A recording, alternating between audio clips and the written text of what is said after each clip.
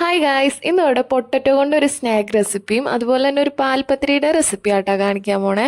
അപ്പോൾ ആദ്യം തന്നെ നമുക്ക് പൊട്ടറ്റോ സ്നാക്ക് ആദ്യം തന്നെ നമ്മൾ പൊട്ടറ്റോ ഒക്കെ ഒന്ന് ചീവിയെടുത്ത് വെള്ളത്തിൽ നല്ലപോലെ കഴുകി വെച്ചിട്ടുണ്ട്. അപ്പോൾ അതിനുശേഷം മുളക് പൊടി, അതുപോലെ തന്നെ കാശ്മീരി ചില്ലി, പിന്നെ മഞ്ഞൾപ്പൊടി, ഉപ്പ്, പിന്നെ കുറച്ച് കായപ്പൊടി എന്നിവ ചേർത്ത് നല്ലപോലെ ഒന്ന് മിക്സ് ചെയ്തെടുത്തിട്ടുണ്ട് കേട്ടോ.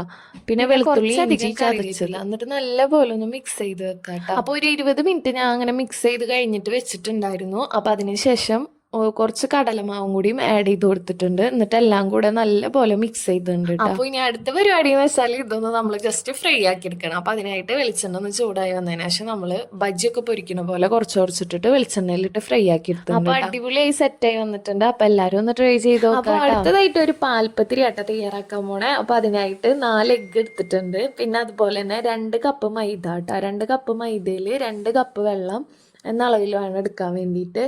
പിന്നെ ഏലക്കയും അതുപോലെ തന്നെ പഞ്ചസാരയും കൂടി പൊടിച്ചതാണ്, അതും കൂടിയും ചേർത്തിട്ട് മിക്സിയിൽ മാവ് നല്ലപോലെ സെറ്റായി വന്നിട്ടുണ്ടായിരുന്നു കേട്ടോ. അപ്പോൾ നമ്മൾ മൈദ ദോശയൊക്കെ ഉണ്ടാക്കുമ്പോൾ മാവ് അടിച്ചെടുക്കൂല, അതിനേലും കുറച്ച് ലൂസായിട്ട് വേണം മാവ്. അപ്പോൾ ഇതെല്ലാം നമ്മൾ ലെയറായിട്ടാണ് സെറ്റാക്കി എടുക്കണത്. അപ്പോൾ ഈ മാവ് കൊണ്ട് നമ്മൾ വളരെ കനം കുറഞ്ഞിട്ട് എന്താ പറയുക, ഇങ്ങനെ ദോശ പോലെ ഒന്ന് ആക്കിയെടുക്കുക കേട്ടോ. നല്ല കനം കുറച്ചിട്ട് വേണം. അപ്പോൾ എല്ലാം നല്ല പോലെ ഒന്ന് കനം കുറച്ച് ഉണ്ടാക്കിയെടുക്കുക കേട്ടോ.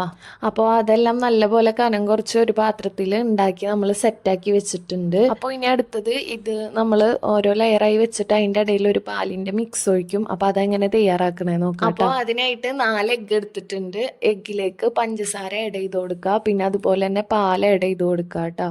എന്നിട്ട് നല്ലപോലെ ഒന്ന് മിക്സിയിൽ. പിന്നെ ആദ്യമായിട്ടാണ് എൻ്റെ ചാനൽ കാണുന്നതെന്ന് വെച്ചാൽ എന്തായാലും സബ്സ്ക്രൈബ് ചെയ്യുക, അതുപോലെ തന്നെ ഫ്രണ്ട്സിനൊക്കെ ഷെയർ ചെയ്ത് കൊടുക്കുക കേട്ടോ. പിന്നെ പാൽപ്പത്തിരി ഇതുവരെ ട്രൈ ആക്കാത്തവരാണെങ്കിൽ ഒന്ന് ട്രൈ ആക്കി നോക്കുക. എന്നിട്ട് അതുപോലെ തന്നെ മിക്സ് നല്ലപോലെ ഒന്ന് സെറ്റായി വന്നിട്ടുണ്ട് കേട്ടോ. അപ്പോൾ അതിനുശേഷം നമ്മൾ ആ മിക്സിലേക്ക് ക്യാരറ്റ് ജസ്റ്റ് ഒന്ന് ഗ്രേറ്റ് ചെയ്ത് വെച്ചിട്ടുണ്ടായിരുന്നു.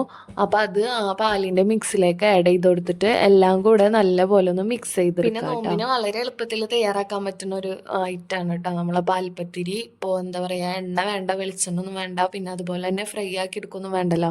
ജസ്റ്റ് നമുക്ക് ലെയർ ഒന്ന് സെറ്റ് ആക്കി എടുക്കാം. അപ്പോൾ അതിനായിട്ട് ഞാനിവിടെ കേക്കിൻ്റെ ഒരു മോൾഡ്, ആ മോൾഡിലേക്ക് നമ്മൾ മൈദ കൊണ്ട് നേരത്തെ ഉണ്ടാക്കിയിരുന്നില്ല, വളരെ കനം കുറഞ്ഞിട്ട് ദോശ പോലെ, അത് വെച്ച് കൊടുക്കുക. അതിൻ്റെ മേലെ എന്താ പറയുക, നമ്മളെ പാലിൻ്റെ മിക്സ് ഒഴിച്ചതിന് ശേഷം പിന്നെ നമ്മുടെ മൈദയുടെ ആ ദോശ പോലെ ഉണ്ടാക്കിയിരുന്നത് അത് വെച്ച് കൊടുക്കുക. പിന്നെ അതിൻ്റെ മേലെ പിന്നെയും പാലിൻ്റെ മിക്സ് ഒഴിച്ചു കൊടുക്കുക. അങ്ങനെ ലെയറായിട്ട് മോൾഡിൻ്റെ മേൽഭാഗം വരെ വെച്ച് കൊടുക്കരുത്. അപ്പോൾ ഇതുപോലെ എല്ലാ ലെയറും ഒന്ന് സെറ്റാക്കി എടുത്തതിന് ശേഷം നമ്മൾ ഗീയിൽ ജസ്റ്റ് ഒന്ന് ഫ്രൈ ആക്കി എടുത്താൽ അണ്ടിപ്പരിപ്പും മുന്തിരിയാണ്. അപ്പോൾ അതൊന്ന് ജസ്റ്റ് മേലൊന്ന് വെച്ചിട്ട് കൊടുക്കുന്നുണ്ട് കേട്ടോ.